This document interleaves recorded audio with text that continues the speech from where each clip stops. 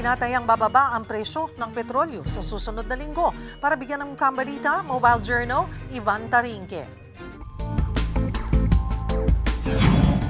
Pinalawak ng pamahalaan ang ayuda sa transport sector habang hindi pa napagbibigyan ang hiling nilang taas pasahe.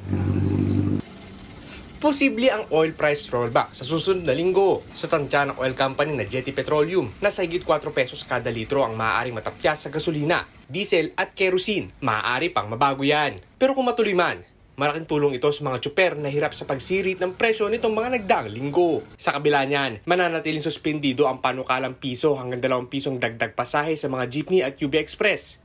Hindi po ibig sabihin na disapproved. Suspended lang, talagang hanap kami ng ibang pamamaraan. Kasi kapag nagtaas po tayo ng pamasahe, hindi lang po magtataas ang inflation, automatic na rin po magtataas ang ating presyo ng serbisyo.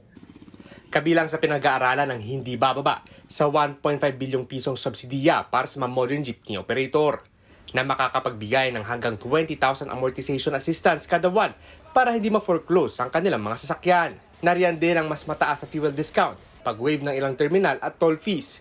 Makakasama na rin sila sa uplift program ng DSWD kung saan makakatanggap sila ng 2,000 pesos monthly cash assistance. Ito naman ang pananaw dyan ng transport group na Busina. Oo, hirap na po ang aming mga driver, ganun din po ang operator.